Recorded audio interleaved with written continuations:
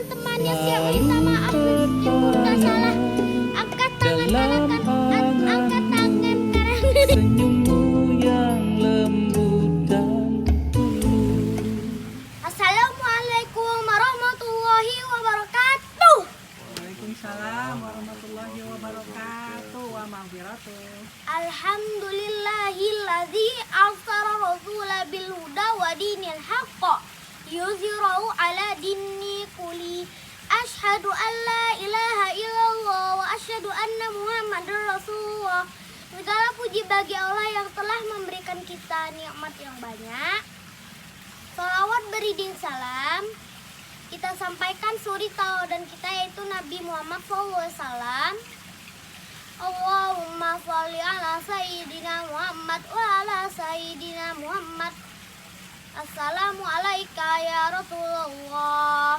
Teman-teman yang ku sayangi karena Allah, kalau kita benar-benar menjadikan Nabi Muhammad sebagai suri tauladan kita seperti yang kita ucapkan pada pembukaan tadi, maka kita harus mengenal Nabi terlebih dahulu. Bagaimana kita mau jadikan Nabi sebagai teladan kita kalau kita nggak kenal sama orangnya, kalau kita nggak cinta sama orangnya? Jadi kalau kita bilang kita mau jadikan Nabi sebagai teladan kita, tapi kita nggak kenal sama Nabi dan kehidupannya, jangan-jangan kita nggak jujur. Teman-teman, suatu ketika Umar bin Khattab datang kepada Nabi mengatakan, "Ya Rasulullah, aku mencintaimu lebih dari apapun selain diriku." Nabi menjawab, "Itu belum cukup Umar." Terus Umar bin Khattab berkata lagi, "Aku mencintaimu lebih dari diriku sendiri." Nabi menjawab, "Ya, itu baru cukup Umar." Dari percakapan ini seharusnya kita mengenal Nabi lebih daripada kita kenal diri sendiri, lebih dari kita kenal keluarga kita sendiri. Teman-temanku yang baik, bagaimana ya agar kita mengenal Nabi? Ulama mengajarkan kita bisa kenal Nabi melalui 3 macam sunnah, yaitu yang pertama disebut sunnah surah atau apa-apa yang nampak pada diri Nabi, seperti jenggotnya, sorbannya, jubahnya, sendalnya. Yang kedua, kita mengenal Nabi lewat sunnah sirah atau semua aktivitas perbuatan dan sikap Nabi, seperti cara Nabi tidur, atau cara Nabi makan, cara berjalannya, atau termasuk cara Nabi berdakwah serta cara jihad Nabi. Begitu pula kita harus kenal kehidupan pribadi Nabi dan keluarganya, kehidupan bertetangga, kehidupan bermasyarakat. Semua ini dapat kita kenal melalui sirah. Teman-teman, yang ketiga ini adalah sunnah yang jarang kita perhatikan, yaitu sunnah syawirah atau perasaan Nabi, seperti apa yang membuat Nabi senang, apa yang membuat Nabi sedih, apa yang membuat Nabi disuka, apa yang membuat Nabi malu, gimana Nabi memaafkan orang lain. Teman-teman, ternyata Nabi itu sangat menjaga perasaan orang lain. Nabi itu nggak suka menyinggung orang lain. Nabi itu nggak suka memberatkan orang lain, membebankan orang lain. Nah, teman-teman, kalau bisa selain kita mengenal surah dan sirah, Nabi kita juga mengenal syarirah atau perasaan Nabi. Karena kalau kita hanya mengenal Nabi lewat penampilan dan penampakan Nabi saja, jangan-jangan semakin kita mengetahui sunnah, semakin kita bikin orang lain gak nyaman, sama kita semakin galak, sama kita gak mau gaul. Padahal beliau Nabi itu dengan syarirah atau perasaan beliau adalah orang yang paling menyenangkan. Teman-teman yang disayangi Allah, ada kisah luar biasa ketika Nabi SAW selesai perang Khaybar, yaitu perang yang paling besar antara kaum muslimin dengan Yahudi di Madinah. Ada beberapa tawanan perang, salah satunya adalah calon istri Nabi, namanya Bunda Sofia.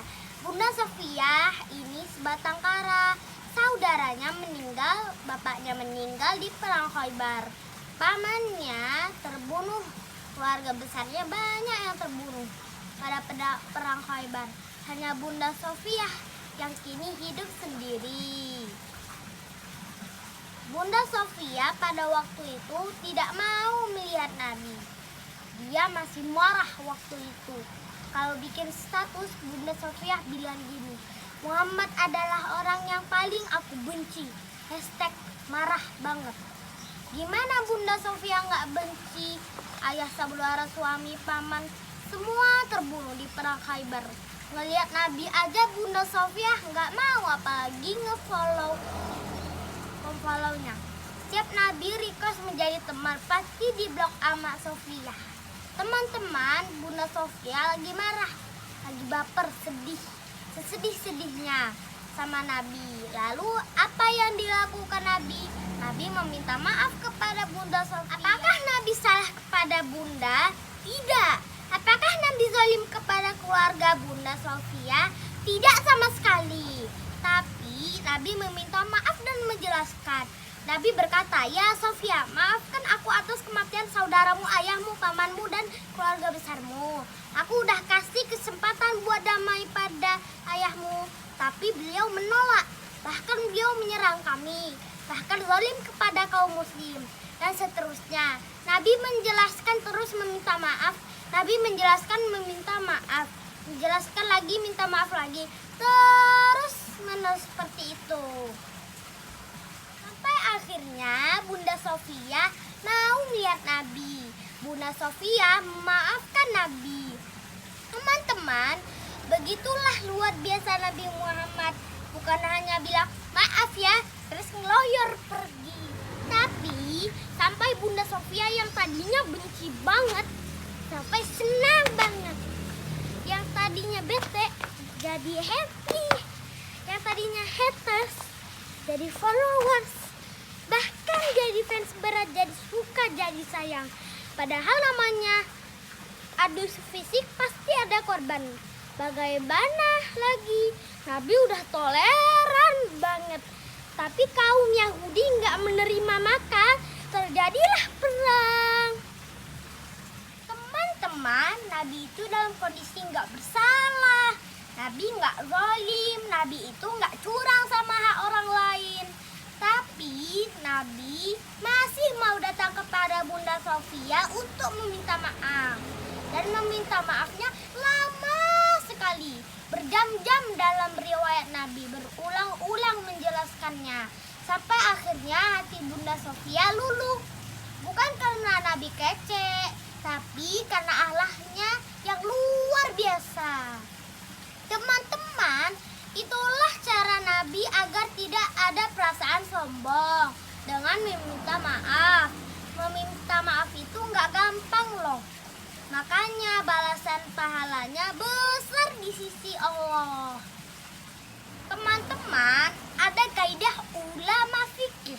Al-jaza min jinsil amal, al-jaza ala qadril masyaqah. Balasan itu tergantung sulitnya beramal. Makin sulit beramal, makin besar pahalanya di sisi Allah. Jadi kalau kita merasa meminta maaf itu berat, mengakui kesalahan itu sulit, berarti jika kita berhasil melakukannya itu, maka amal kita luar biasa pahalanya di sisi Allah. Siapa di antara teman-teman yang siap meminta maaf, angkat tangan kanannya, katakan saya. Siapa yang siap memberi maaf, angkat tangan kirinya, katakan saya. Yang siap dua-duanya, angkat dua tangannya, katakan saya.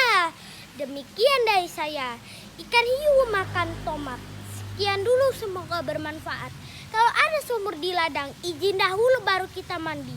Kalau ada umur panjang, boleh barat sering kembali. Wassalamualaikum warahmatullahi wabarakatuh. Waalaikumsalam.